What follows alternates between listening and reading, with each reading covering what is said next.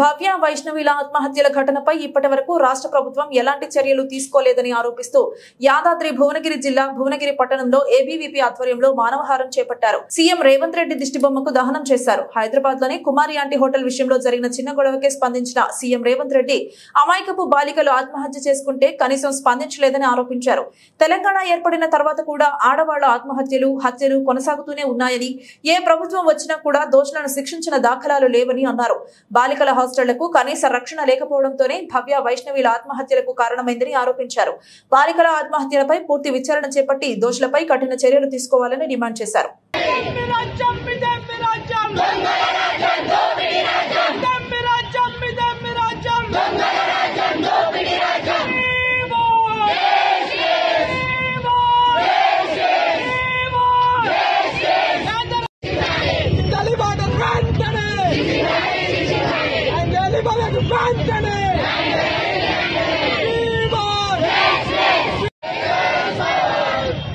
శిక్షించాలి నిందితులను వెంటనే,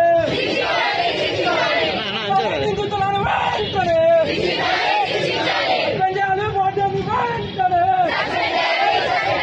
పెంచాలి పోటీని వెంటనే,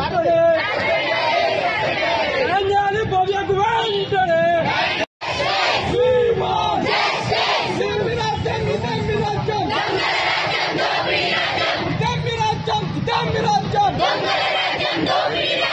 గత 3 రోజుల క్రితం 10వ తరగతి చదువుతున్న భవ్యశ్రీ వైష్ణవ్ అనే విద్యార్థులు ఆత్మహత్య చేసుకున్నారని మనకు తెలుస్తా ఉంది. వాళ్ళు వాటినేమో ఆత్మహత్య అని చెప్తా ఉంటారు, కానీ అక్కడ చూస్తూ ఉంటే ఆ విద్యార్థుల పైన తలపైన తమ చేతుల పైన గాయాలు స్పష్టంగా కనబడతా ఉన్నది. అది 3 రోజులు అవుతా ఉన్నా కూడా రాష్ట్ర ప్రభుత్వం ముఖ్యమంత్రి గారు ఇంతవరకు కూడా ఈ ఘటన పైన స్పందించలేరు. ఎందుకోసమని ఏబీ అడుగుతా ఉంది. వెంటనే ఈ రాష్ట్రంలో చూసుకుంటా ఉంటే హాస్టల్ కావచ్చు, గురుకులాలు కావచ్చు, కనీస భద్రత రాష్ట్రాల్లోకి మహిళలు ఉండే హాస్టల్లోకి ఏ విధంగా చొరబడతారని ఈ సందర్భంగా రాష్ట్ర ప్రభుత్వం అడుగుతా ఉంటాం. మొన్న ఉస్మానియా హాస్టల్లో భద్రత వైఫల్యం స్పష్టంగా ఏర్పడుతుంది. వెంటనే హాస్టల్లో గురుకుల చూసుకుంటే కేజీబీలో చూసుకుంటే కనీస రక్షణ లేదు. హాస్టల్లో గురుకులలో చూసుకుంటా ఉంటే అనేక అరాచకాలు జరుగుతున్నాయి. విద్యార్థుల పైన అగాంతకులు అనేక ఇబ్బందులు వేధింపులకు గురేస్తా ఉన్నారు. హాస్టల్లో ఈరోజు బలరకొట్ట జైళ్ల కన్నా హీనంగా ఉంటూ ఉన్నాయి. ఈ అన్ని విషయాలపైన హైకోర్టు సిట్టింగ్ జడ్జితో విచారణ చేసి బాధ్యులపైన చర్యలు తీసుకొని రాష్ట్రం లోపల నుండి అన్ని హాస్టళ్లకు కట్టుదిట్టమైన భద్రత వ్యవస్థ ఏర్పాటు చేయాలని రాష్ట్ర ప్రభుత్వం డిమాండ్ చేస్తా ఉన్నాం.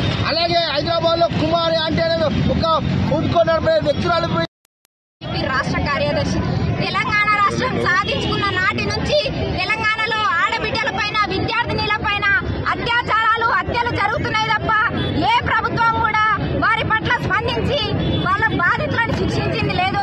గత ప్రభుత్వంలో ఎంతో మంది ఆడబిడ్డల అత్యాచారాలకు హత్యలకు గురై మరణించిన సంఘటనలు ఎన్నో ఉన్నాయి. ఆ ప్రభుత్వం పట్టించుకొని దాఖలాలు ఎన్నో ఉన్నాయి. ఈ ప్రభుత్వంలోనైనా విద్యార్థులకు యువతకు ఆడబిడ్డలకు న్యాయం జరుగుతుందంటే ప్రభుత్వం వచ్చి 2 నెలలు గడవక ముందే ఇలా ఆడబిడ్డలు ఆ రోజు ఉస్మానియా యూనివర్సిటీలో కావచ్చు, సికింద్రాబాద్ పీజీ కళాశాలలో కావచ్చు, రాష్ట్రంలో ఉన్న అనేక సంక్షేమ హాస్టళ్లలో సెక్యూరిటీ లేదు.